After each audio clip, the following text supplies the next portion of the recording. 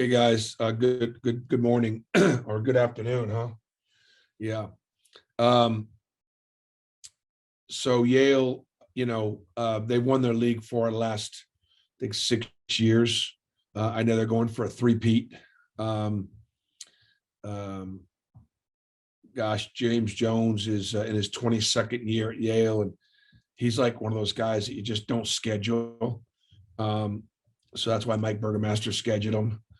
Um, you play against teams like this, they run such great stuff that uh, they challenge your defense, because the stuff's so hard, it's just hard to guard.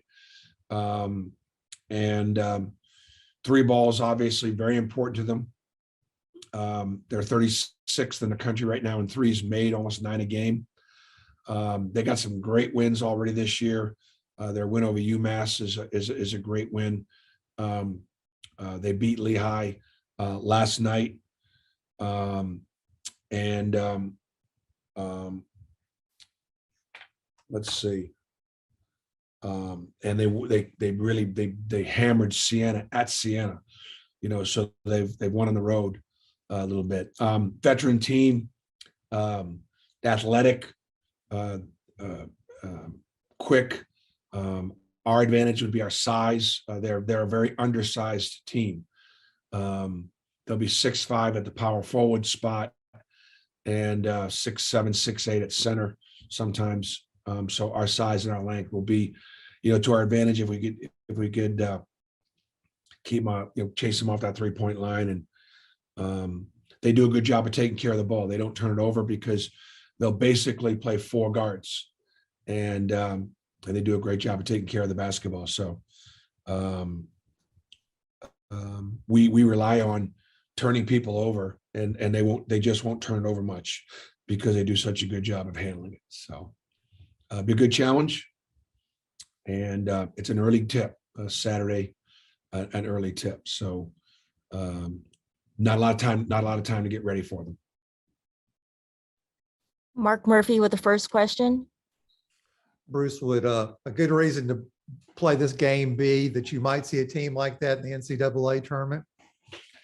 Primarily more than the style would be, just the fact that they are well coached. The stuff they run is hard to guard, and they're going to play a tough schedule, and they have a chance to be how do you do against teams that are in the field?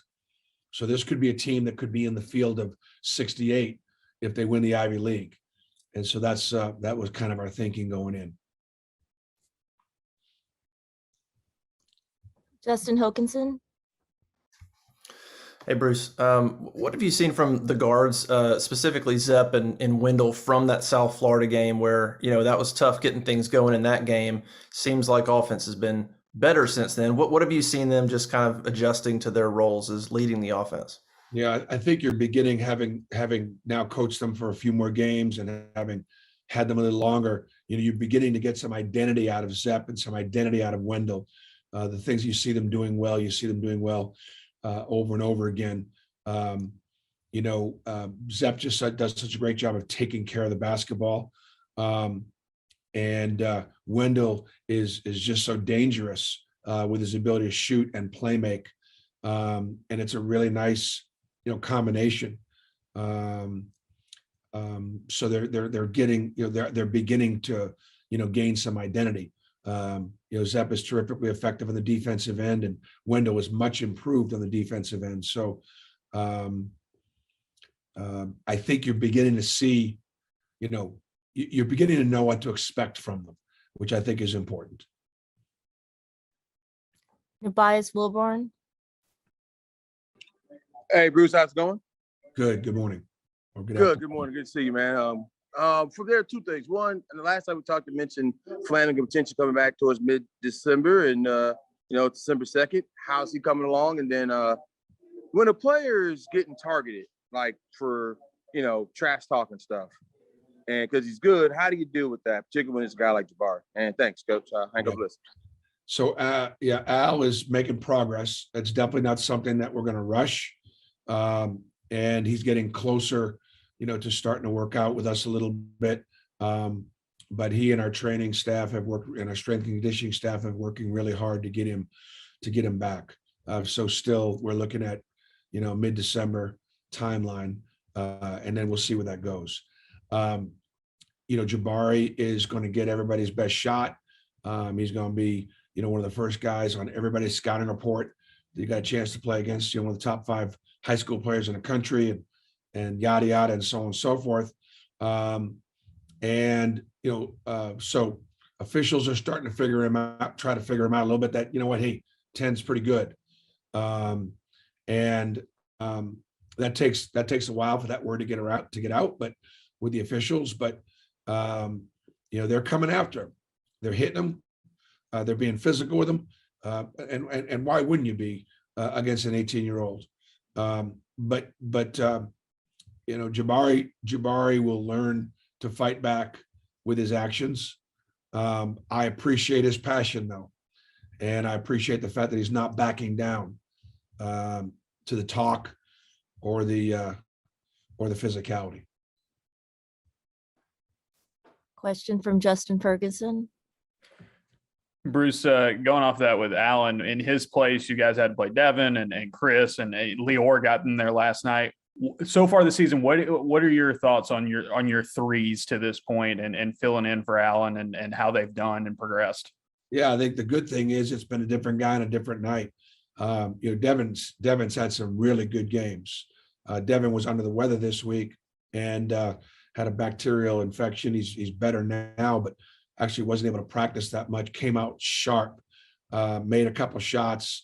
Devin always is so really solid defensively. While he's aggressive, his length is a factor. I'd like him to rebound the ball better, and I'd like him to be able to finish around the basket through contact better. But he's given us something. Chris Moore, his second half against Louisiana Monroe might have been the difference in winning or losing that basketball game. And then Lior Berman has consistently shown all summer long that he belongs out there, whether it's at the 3 or whether it's at the 2. And he makes us better offensively because he's a real threat, not afraid of, and he will make open shots, not just take them. And then he defensively, he's physical, and he'll put a body on you. He did a great job of covering Buddy Boeheim, and he competed really hard defensively last night. So we've got 3 guys there that are doing yeoman's work. Any more questions for Coach Pearl?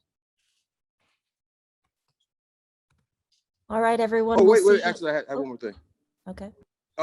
Bruce, this is gonna be your first Tiger Talk in person in quite a while. You're talking about like being able to get closer, doing more in-person stuff, and being interacting with the fans in that way. Yeah, no, it's actually something I look forward to. I mean, it does make for a long day, but I really do. I enjoy Tiger Talk, and I enjoy going out to, we'll be at the Victory Grill tonight, and I love interacting with the fans and taking pictures and signing autographs. And Andy and those guys do a great job of we have fun. We have fun out there. We do. And so I invite all the fans to come out and get caught up. Get on the inside of a little bit what we're doing. Great way to do that is by going to Tiger Talk. I'll tell you another way of doing it is to join our tip-off club. We've got tip-off club lunches about 7 or 8 times a year, and we got another one tomorrow afternoon in Auburn Arena. And some of our fans want more information. They want more access. They want to hear from the players or hear from the coaches or different things like that. The tip-off club is a phenomenal way to get closer to our program. And I'm sure there's guys Marlene will get you information when I'm done with this press conference about how you can find out more about that tip-off club. But what time is Tiger Talk tonight? Is that 6? 6 o'clock, Coach. 6 o'clock. Okay, great. So we'll look forward to seeing you there tonight. All right. And obviously we'll see you all on Saturday at 1 p.m. Thanks, Bruce. Thanks, everyone. Oh. Thank you, BP. Thanks, guys. Talking a little trash on the field? Yeah, we get it. Trashing the state with litter? That's terrible. Keep it clean. Keep Alabama.